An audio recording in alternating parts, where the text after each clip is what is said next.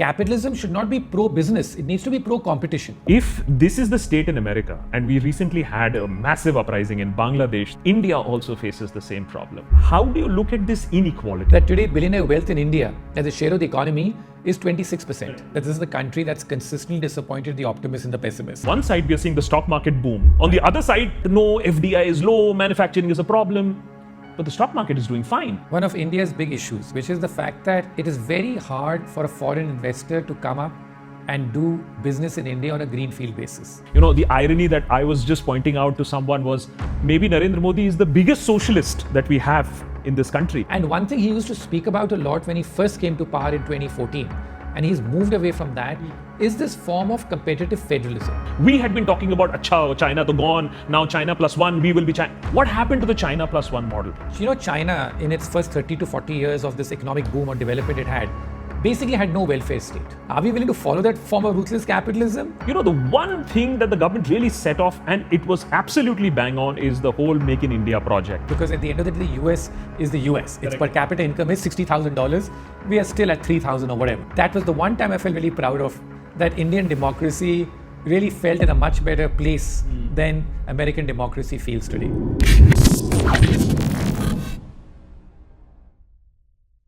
There is enough and more conversation as far as the Indian economy is concerned, and of course the global economy, the state of the global economy, the state of the Indian stock market, and where exactly is India going in terms of its GDP, third largest apparently, very, very soon. That's what politicians tell us. But what does it mean for us? What does it mean for you, me, our savings, and our welfare? A man who knows a lot more about the economy than we could ever hope for, Ruchir Sharma, joins us today on the Deshbhakt. Ruchir, you know, you are from Delhi University, okay? So I'm not going to be formal with you. You know what intro is. You must have been ragged a little bit in first year. So let us start with a little bit of intro. Who is Ruchir Sharma? How does he manage to write so many books?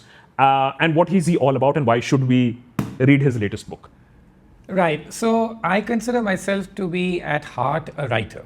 I began writing at the formally at the age of 17, which is that after I left 12th standard, I came back to India from Singapore. I was at DPS Arkipuram. I did my 11th and 12th out there.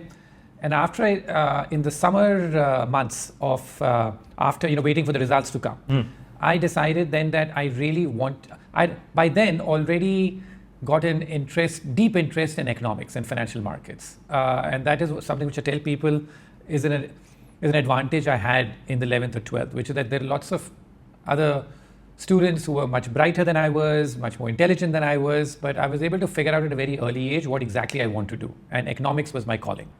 So, and I wanted to do something with it. So I then, after my 12th standard, decided that I'm going to, that I really want to start writing about it, because even then I had this concept, I'd love to make money out of all this economics and financial market so-called knowledge. Yes. But I want to sort of, I couldn't get people to give me money at that age. So the next best thing was to get to write about it. And so I started writing a column, first for a smaller newspaper called Business and Political Observer, but very soon then for the Economic Times. So by the time I was 18, I was writing a column for the Economic Times. It was on global economics, but in a way it was called Forex Watch. And the concept of the column was that it would tell the world what's happening, or tell India rather what's happening in the rest of the world through the lens of the foreign exchange markets. Why is the dollar going up? Why is sterling under attack in UK and stuff. So that's what the column was. Why the rupee is not going down, but the dollar is going up. Okay, so you explained us that. Okay. Yeah. So I started writing that piece. So at heart, as you know, I'm a writer, but I've never been a full-time writer, which is I've not been a full-time journalist or writer. It's always something which I've done on the side. But the moment I got chance to try to make money out of this, that's what I started to do. So I joined Morgan Stanley after college. Soon after college, I worked again for another Indian financial firm briefly, but I joined Morgan Stanley because they saw my writings and they then made an offer that I couldn't refuse. The exact line was that, do you want to make money or do you want to study? So I'm like, I want to make money. So I gave up my ambitions to come to the US to do a PhD. I got through, in fact, to PhD programs, and I then started working with Morgan Stanley. In India, I traveled a lot covering the East Asian financial crisis, which happened in 97, 98. And then I moved to New York in January of 2003. So an investor. So it's a bit of a long answer, but I'd say that just to put in context why the books, what I do, I'd say that my day job is technically as an investor, and my passion is that for writing. So I try and marry the two, because how I invest, how I think about that, and what I write are often two branches of the same tree. So that's what it is. Because what happens is, in the world that we live today, if you just write, then you're thought of as an intellectual, which is a bit of a cuss word these days, at least in India. So it's good to know that you actually put your money on what you write and what you predict, and that's how you... how much money do you manage, if that's not a secret? No, it's not. Well, it currently, because I've just set up my own investment firm. I worked at Morgan Stanley for 25 years. Roughly, when I was at Morgan Stanley, I managed about $20 billion in a global emerging markets fund, and I also did some global other work for them on asset allocation and stuff. But roughly, that's the money that I manage. I've just set up my own investment firm.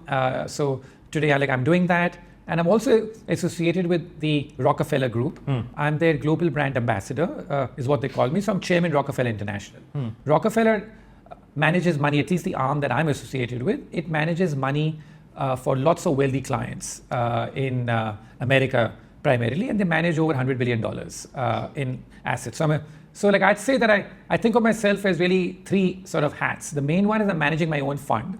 The second one is with Rockefeller, I'm like the global brand ambassador. And the third thing is a writer, which is that an author and a writer. I'm a columnist with the Financial Times, and I write a column for them every 2 weeks. And books, I'd say I try and come up. I wrote my first book in 2012 is when it first came out, Breakout Nations. The second one was Rise and Fall of Nations in 2016. Then I came up with Democracy on the Road, which was all my travels in India for my election trips and other things I covered. And then there was an adaptation of Rise and Fall of Nations, which came out in 2020, and we spoke. That was the last time we spoke when I was in New York. And then here we are in the summer of 2024 with What Went Wrong With Capitalism. It's quite a hefty book, You can hit somebody with it. And I always wonder, how does somebody who has a full-time job managing billions of dollars manage to write something like this? Let's get to the book first in the conversation today. And then, of course, we're going to talk about what is happening in the world. And definitely, we come down to what is happening in India and what can and not or should happen in India. But when you're talking about what went wrong with capitalism, my first point is, this is not about India. India, we are doing fine, right? This is about the US. In a way, because the journey starts in India. Like the book's, in fact, opening section is all about the fact that, that in India we grew up in a socialist era. It was a time when the government told us, you can do this, you can't do this, you can get a license for this, and you can import X, you can't export Y. It was a very controlled, command and control type of economy that we grew up in, where you had all sorts of shortages. We struggled to get a phone connection. We struggled to see any color television. It was that kind of India that we grew up in, a very socialist country. So the book's journey starts with that, because the reason I wrote this book was that today so many people in America and the Western world are disillusioned with capitalism. Or at least the form of system they think they have is capitalism. So they're disillusioned with it. So many young Americans today say that they would rather have socialism than capitalism. And so that irony is like incredible to me, which is that we grew up. They don't know what socialism is all about. We grew up in a socialist era. So what is their, when they say that we would rather have socialism than capitalism, yeah, what is their concept of socialism? I don't think they know it, which is that their sort of issue is that the system they see today is called capitalism. But I've argued in the book that what they have today is a very distorted form of capitalism. What is capitalism at its core? How do we define it? Capitalism means that you have the freedom of choice to do what you feel like. That's how I see capitalism, whereas socialism is that, no, what the government sees for you is what you do. That's at a very basic, elementary level, the difference between capitalism and socialism. I'm a big believer that, having seen what socialism is all about, that giving people the individual, the economic initiative to do what they feel like is what really we should do. So that's what it is. But I think that they see the current system, they see so much inequality. Yeah. They see a lack of opportunity for themselves. Most Americans today in their 20s are being forced to live with their parents because they can't afford to buy a home of their own. This is all idea that they did not think about. They were not used to this. Correct. Most Americans today feel that they will not be better off than their parents, whereas most of their parents grew up thinking they'd be better off. So there is a sense of decline, that the economy, the country is moving in the wrong direction. So they, as a way of protest, are saying we don't want what you call today is capitalism. So we'd rather try something different. And I'm trying in the book to start with, say that we have seen socialism, please know what it's about. And what you have today is in fact more a version of socialism than it is of capitalism. Because you argue that there is a lot of interventionism that is happening from the US government, particularly at this point of time. So are you saying that the government should have a hands-free approach, let the markets do their own thing? Much more. I'm saying that the form of capitalism you have today in the US is where the governments become overprotective. As I say, the road to hell is paved with good intentions. So they're trying to be sort of good, but in doing so, what they have done is that you have an overly protective government, which is that they bail out companies at any hint of trouble. The US Federal Reserve cuts interest rates at the moment there's any trouble. And then there's so much regulation. The US imposes 3,000 new regulations a year. It's become a bureaucracy beyond belief that you have out there. All this is stifling economic initiative. And when you bail out companies and do all that, you're keeping out new people from entering, because then you're providing a safety net to the entrenched, to the incumbents. And I think that this is why many people in America today feel there's an inequality of opportunity. As I said, that capitalism will always lead to inequality because the people who are more meritocratic will do better. Your show does better, gets more ads, that's the way it should be. Compared to somebody else whose show is not that well received by the audience.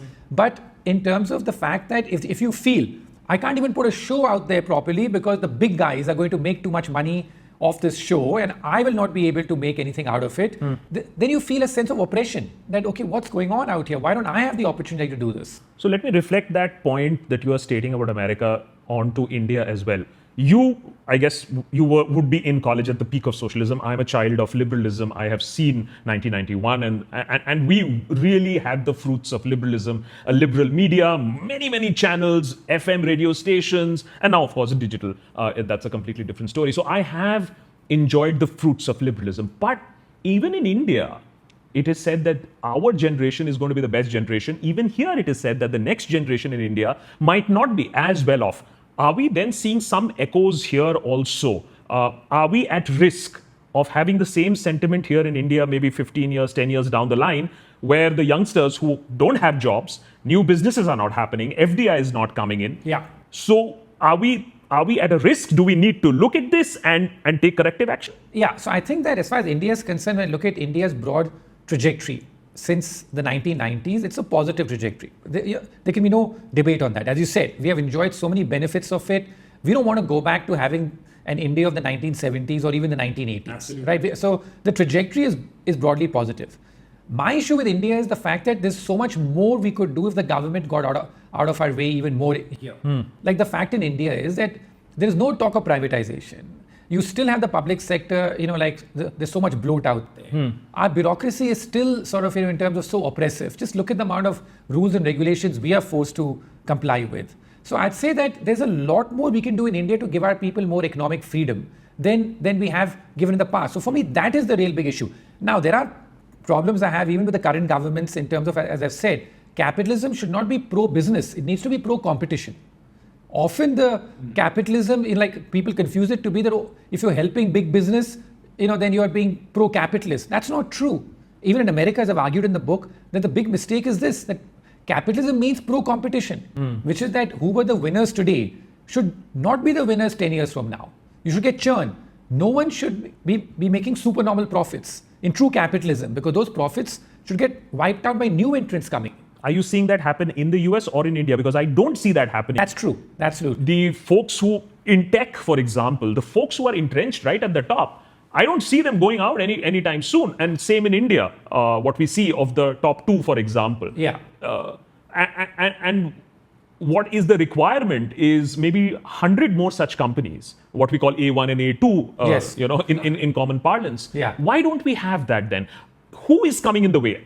It's definitely not Indian entrepreneurial spirit. We've seen that. We've seen that all over the world. Yes. So then, are you saying that the energies of the Indian entrepreneur are still being chained? Yes, absolutely. So first let's take the US, right? So there's a whole chapter in the book talking about the fact that the government policies have really helped the incumbents get bigger and bigger in the US. How does this work? Let's play this out because I think it's relevant for India as well.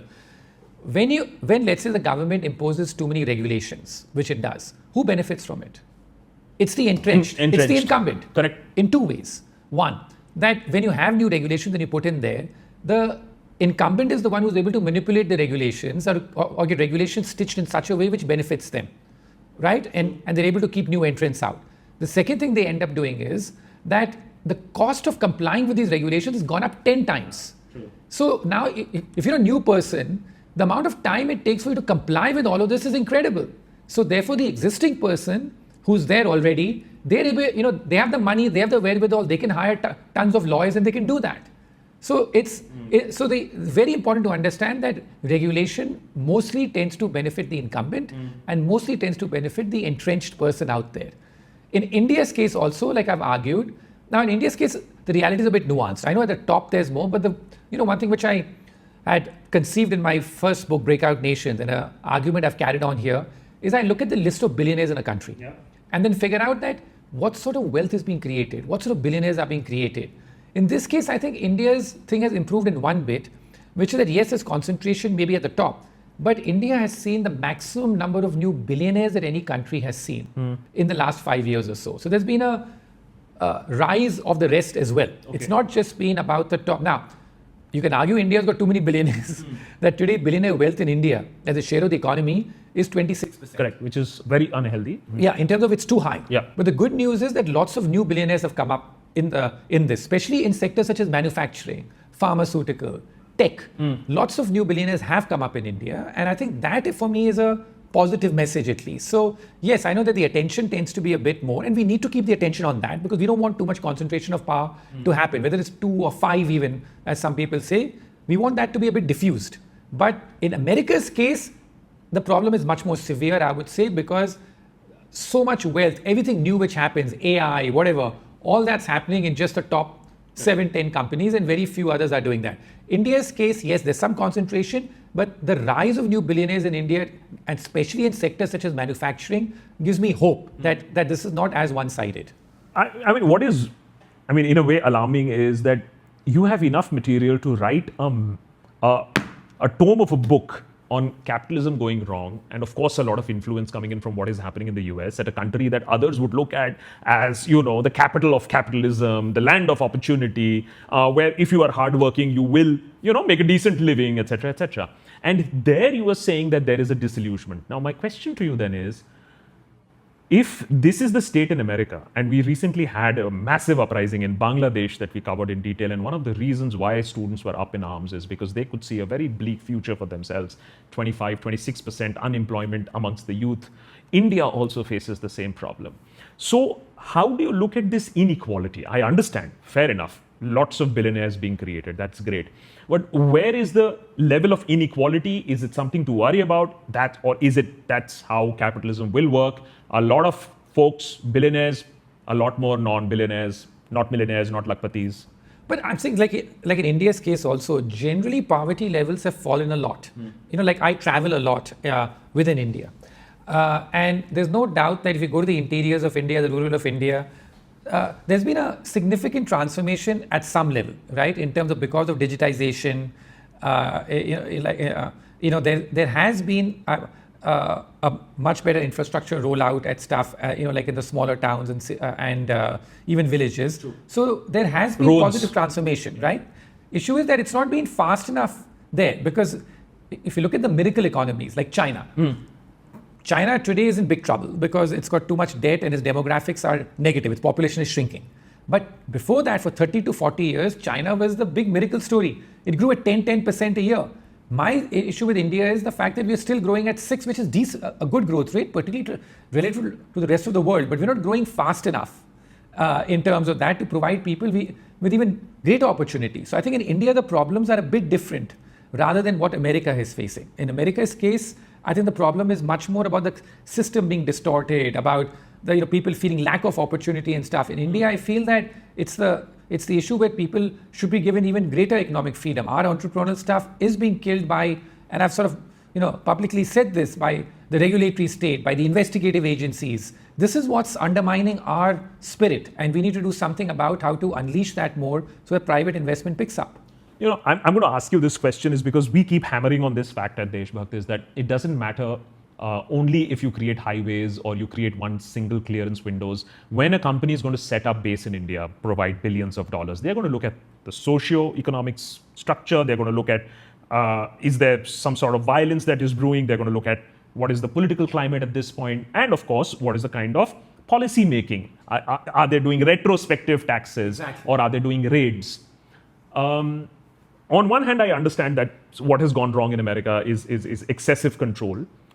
How would an investor like yourself at one point of time, or somebody who has to put $5 billion, what are the factors you would look at? So I think that's one of India's big issues, which is the fact that it is very hard for a foreign investor to come up and do business in India on a greenfield basis, which is that you come up and just start from scratch. It's very difficult. Because of the way the regulatory system is built, and the uncertainty regarding retrospective taxes and stuff like that. And also, as I said, you don't have the faith that that if you get stuck in some case, how quickly will it get resolved. So I think it's very difficult to put money in India directly. What in India, the way to make money, and which is why I think foreign equity investors have done reasonably well over time, is to give it to the local entrepreneur or to the local person to go and figure it out. You pay the premium for that, but you give it to them. But for you to do it yourself, I think is very tough in this country. And I'm asking this because, the one thing that the government really set off, and it was absolutely bang on, is the whole Make in India project. I think that was one of the most ambitious, well thought out, well-intentioned projects. Now, 10 years later, when somebody questions it, then you are obviously met with a lot of resistance and anger that it was amazing, it was great. Now we are getting reports that even iPhone 16, they're going to go back to a lot more production in China because they had quality issues in iPhone 15 manufacturing here. And I always sense that there is a little bit of headline chasing also, that, there is one big factory that is being set up, so Make in India is successful. In your opinion, has Make in India been successful? If not, what can be done to revitalize that? Or do we not need? No, I mean, the numbers are there for, no, of course, no. I mean, the numbers are there for you to see, which is that the amount of FDI that India is attracting today is still very small in terms of it. Even if you look at gross FDI or whatever, it is very small. When China was booming, it was getting 3-4% of GDP FDI.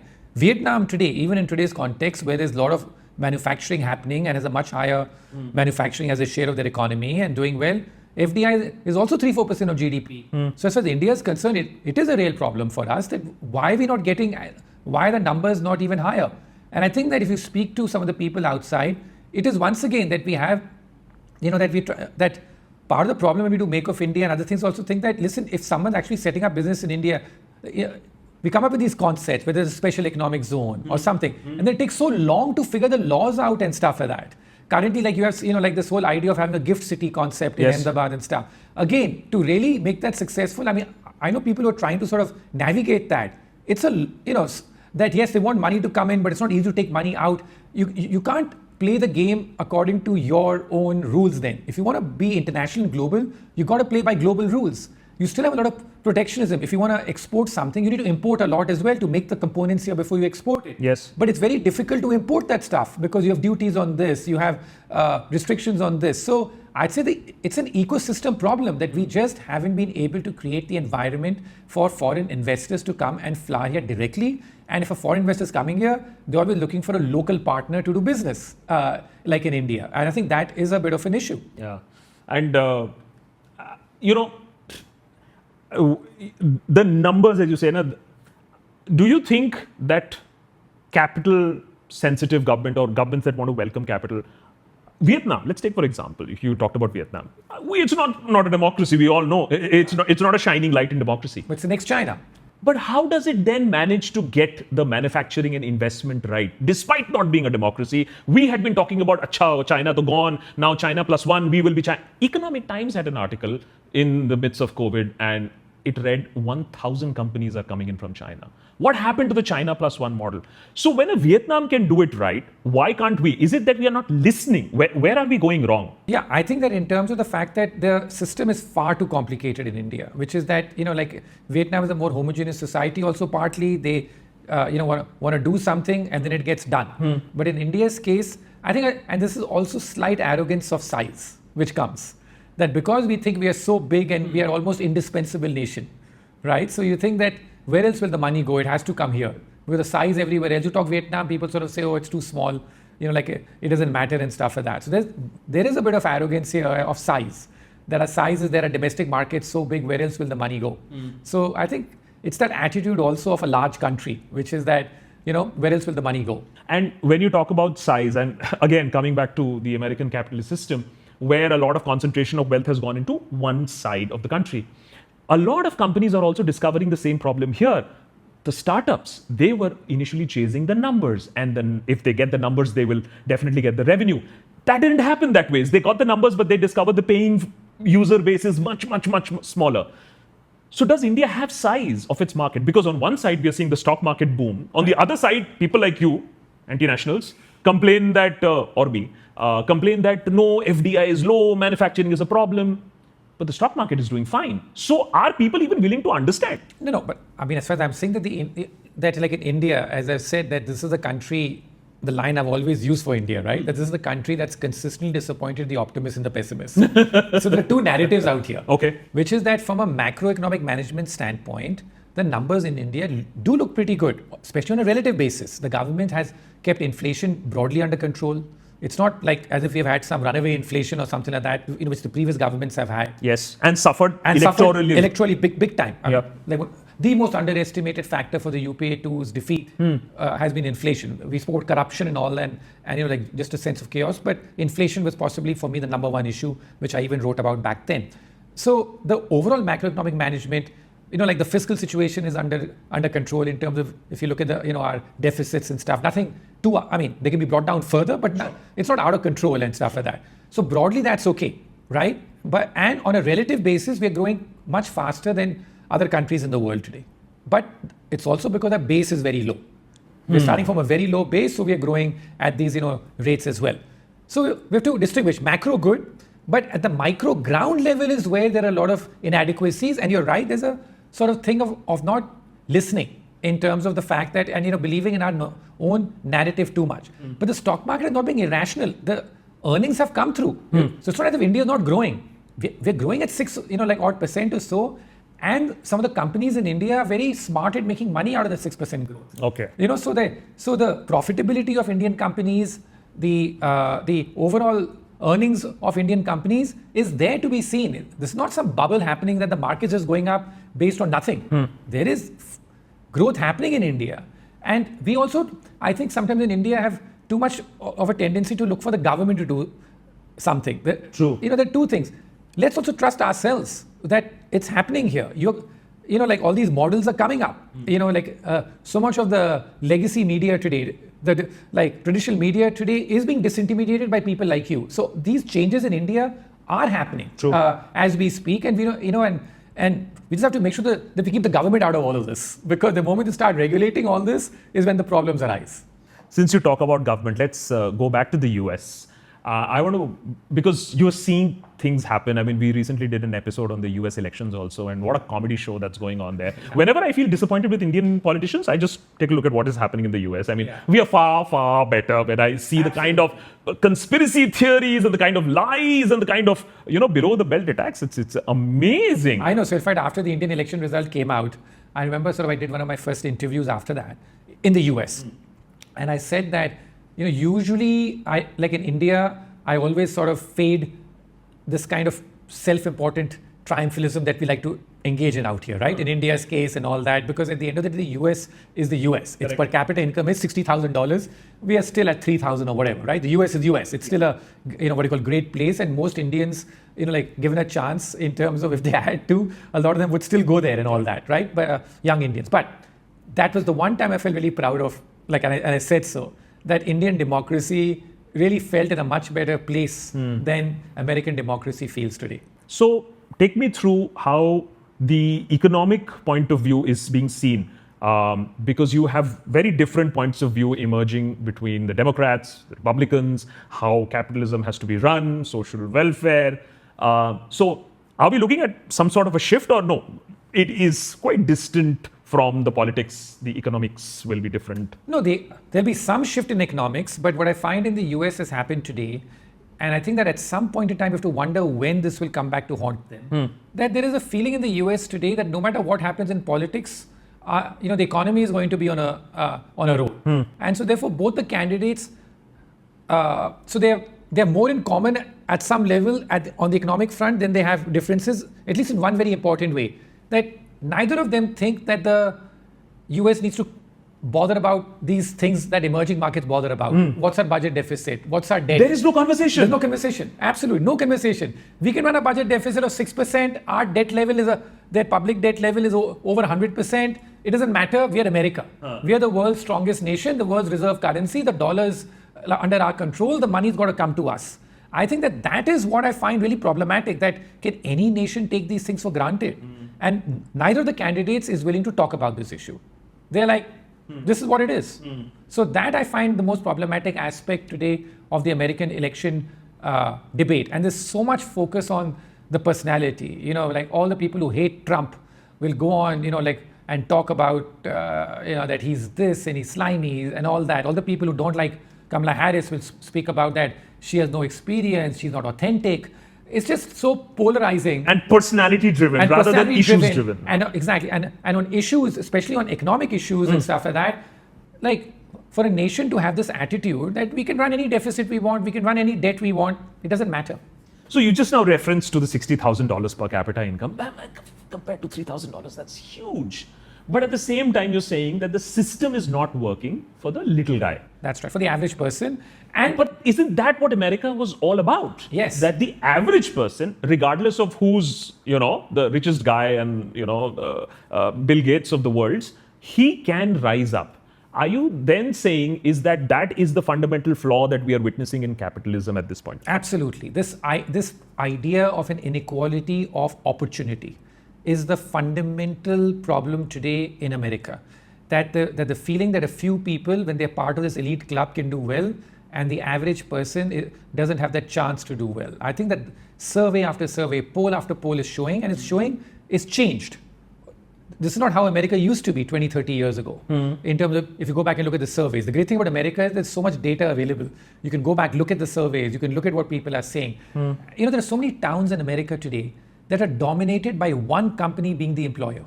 Oh, yes. Yeah. Yes. So, and then that leads to such a feeling of like inequality, inequality again here of opportunity, that if that one town have to work for this company, they can dictate whatever terms they want and have to work. That doesn't feel like capitalism when you don't have freedom. As I said, capitalism or freedom of choice. When that choice gets taken away from you, I think that's become the real issue today in America. And is this going to have a political implication? Because my worry is that a politician can then, we've seen that sort of populism here also, that I will take care of you. I will dole out something. And this is a big problem in India also in terms of giving freebies. Yes. So when there is inadequacy, how is it being addressed on a political basis then? By churn, right? So what's happened in America, so this is what I sort of find like the irony.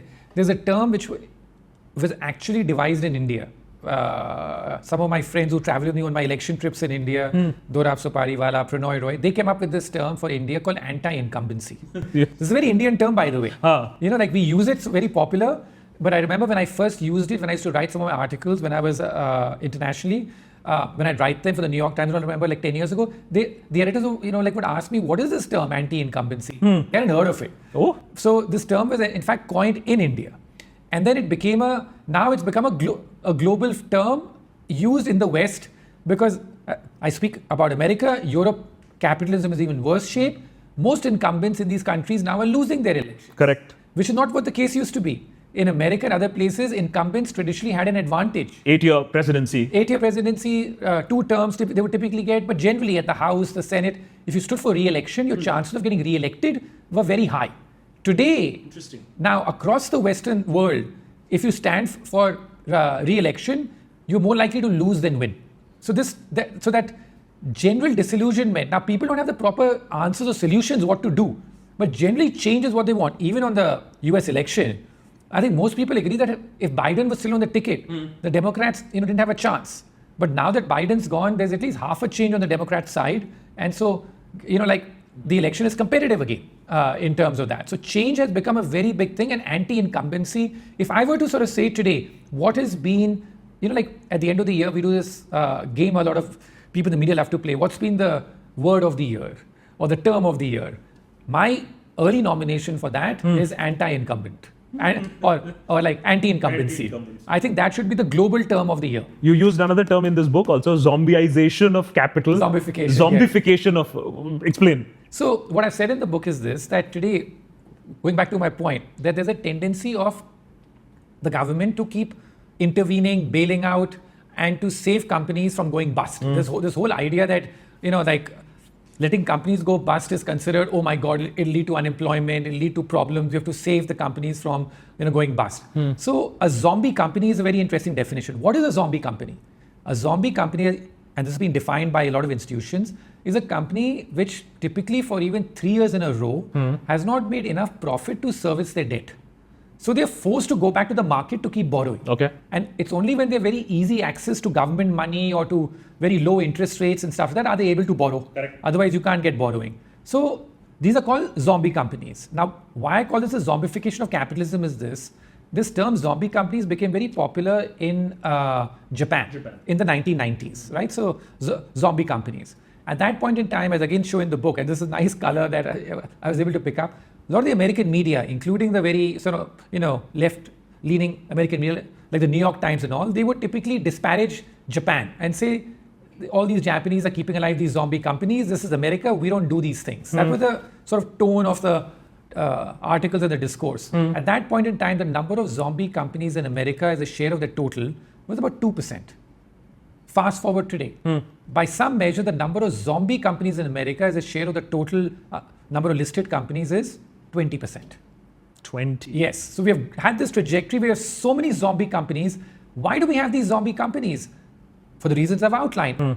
What is the negative consequence of this? Okay, so fine, you've kept all this dead wood alive. You're keeping away new companies from coming in. Right? So in terms of that, that's the whole thing, that capitalism has lost its dynamism when you're doing these things. Therefore, productivity growth in America today or the Western world has been falling because the dynamism is gone or been undermined. It's not completely gone. You still get new companies, not at the pace as you used to get. So the zombification of capitalism is another big problem that I've identified as to what's leading to this problem today. And when you have capitalism that is also dependent on imports, one of the pet peeves that we have on the Deshbhakt is the kind of imports that we have from China, for example. $100 billion you're importing from what I call India's biggest security threat, from the military standpoint, from the economic standpoint, from the diplomatic standpoint also. They're always there to block us. So how does a capitalist society then look at it? I mean, am I supposed to look only at the numbers and not at the fact that this is a geopolitical rival of ours who would happily gobble up our land in Ladakh? How do you balance this? No, I think that for me, like, I look at it much more from an economic lens, I guess. So, but the whole idea is that I wish we could produce more at home, but in the absence of doing that, why deprive our people of the best prices that we can get in terms of that. People need that. At the end of the day, a lot of what they do successfully is to make stuff on a very cheap basis. So why deprive our people of that? That's my point. At the end, of course, I'd like India to make all this stuff. The question to ask is that why don't? One of the anecdotes that I had in one of my earlier books was that even now, about 70% of agarbattis, incense sticks, are made in Vietnam. But I'm just... That's what my issue is. So for example, I can understand high-tech equipment. I can understand maybe, some pharmaceutical stuff.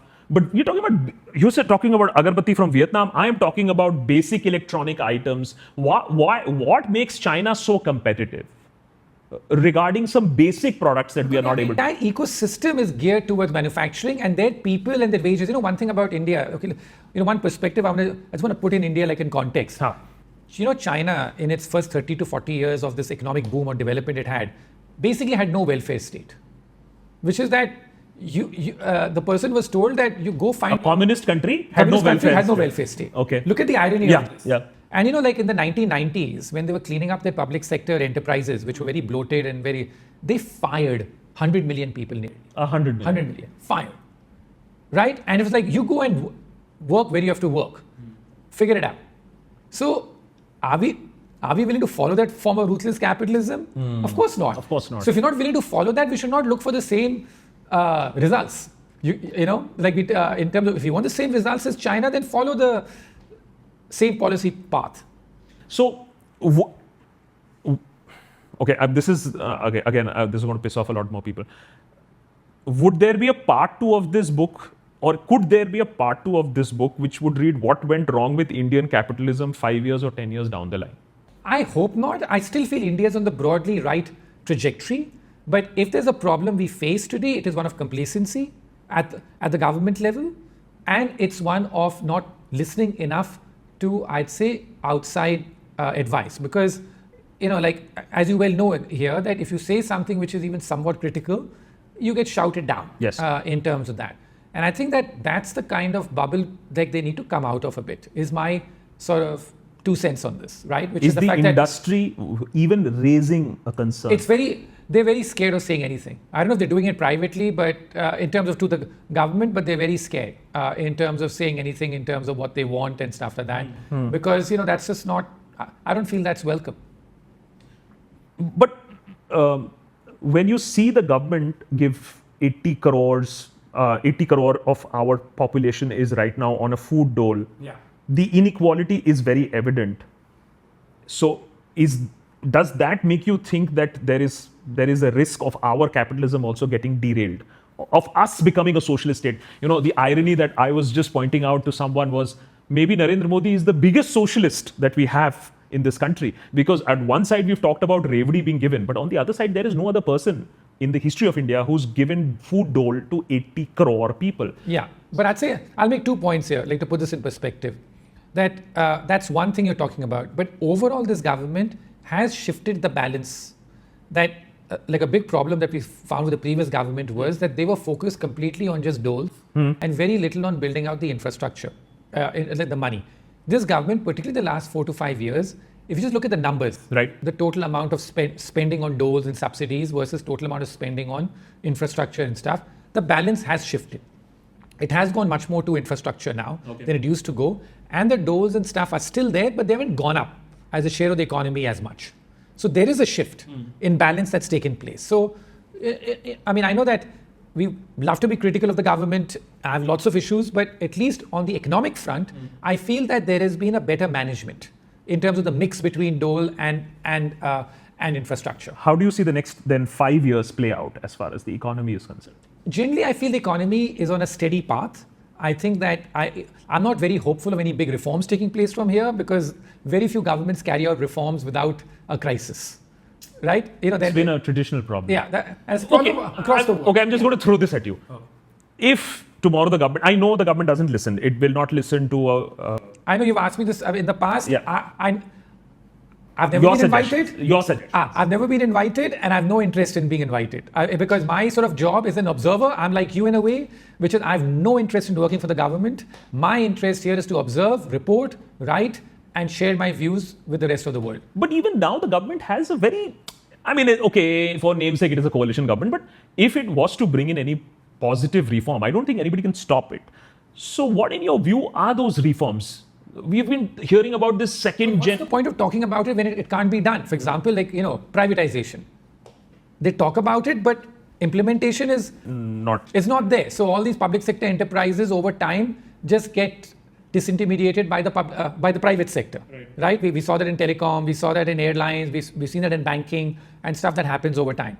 Then like all the key stuff, they're not able to form a proper land reform. Like that they tried in 2015, it got totally botched up in the way it was implemented. Since then, it's been dead. Right. Even in terms of labor markets and stuff like that, it's been much more limited. I think that the best, I said this about the Modi government also, that he now needs to start thinking more about his legacy rather than about a day-to-day survival. And one thing he used to speak about a lot when he first came to power in 2014, and he's moved away from that, is this form of competitive federalism. Who are we here in this country? We are a federal nation. the states have so much power. The chief ministers have so much power. Let's give more and more power down, like for states to compete much more with each other. Rather than centralize power so much here at the center and keep looking for Modi to give the answer or the central government to give the answer. And this is what I love about traveling about India. When you go, the further you go from Delhi, the less is the relevance of Delhi. You don't hear that conversation so much anymore.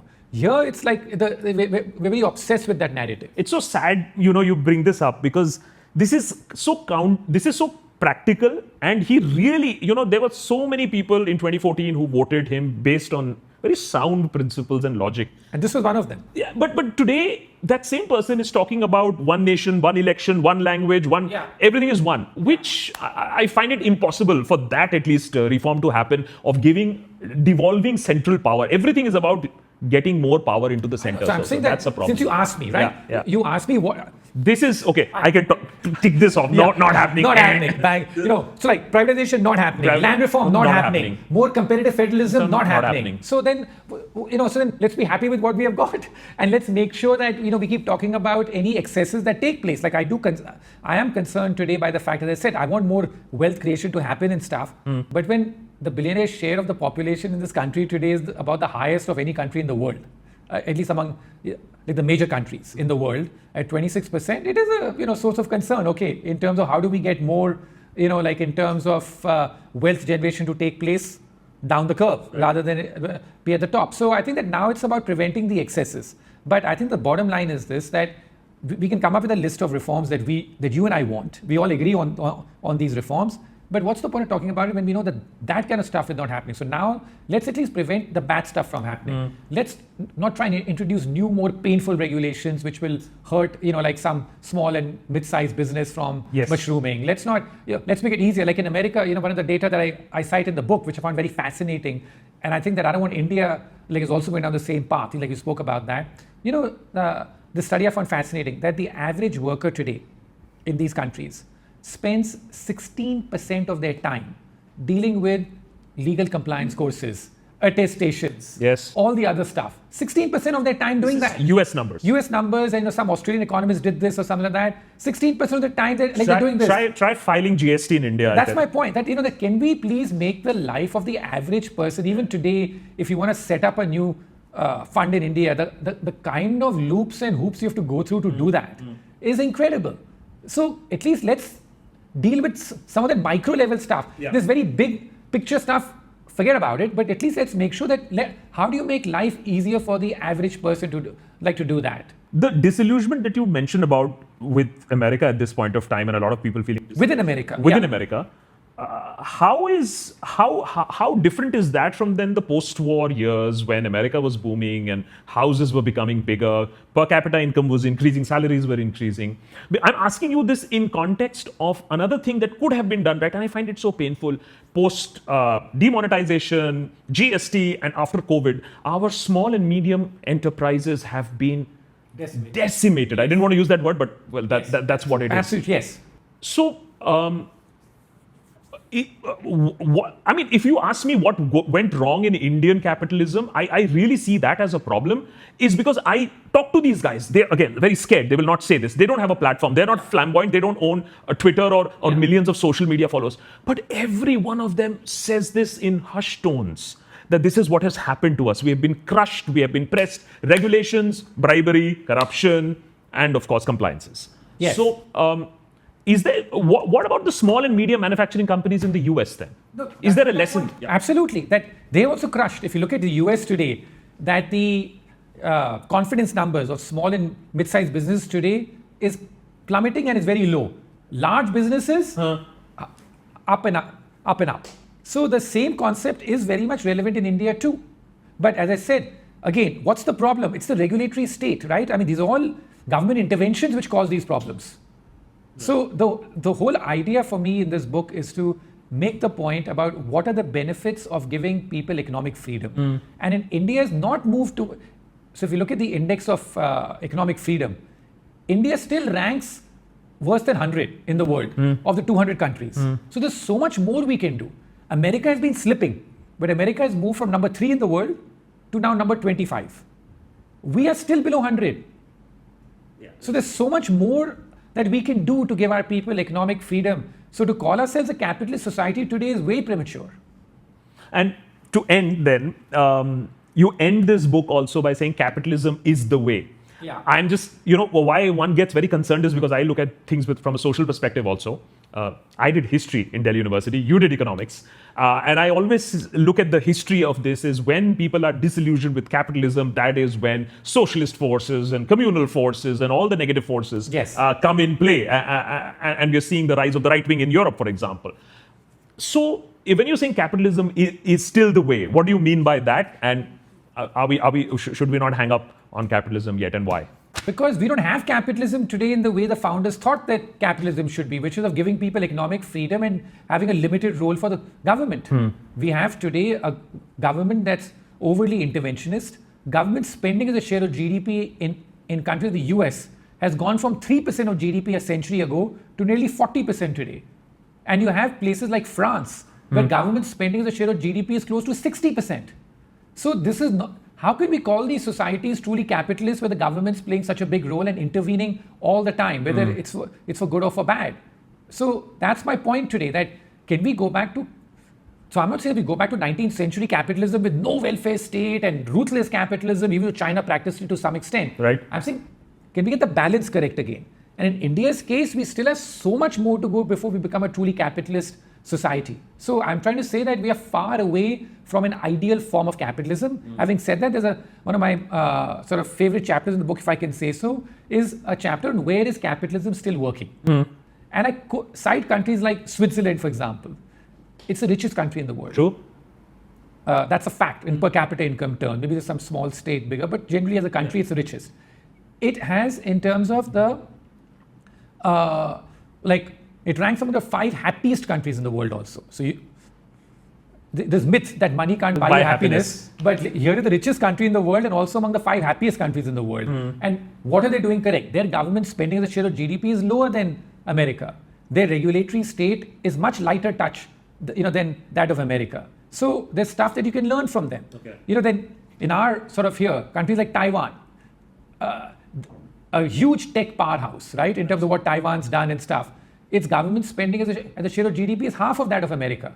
So how can you have a limited state, allow economic initiative to prosper and do that? Vietnam, communist country, but is following the Chinese example that communism from a political system, from an economic system, much more ruthless capitalism that just let people, in terms of do what they want and let the foreign investors come here in hordes and we'll provide them all the infrastructure, but how they deal with the people is their business. Interesting thoughts. Ruchir Sharma, What Went Wrong With Capitalism? You can grab the book also. I have been leafing through it. There have been other cases, of course, including Kolkata horror, that kept us very busy over the last week. Thank you so much. What a pleasure having this conversation. And I hope that at least in 5 years, we don't have to write a book like this. Thank you so much. Enjoyed that. Thank you.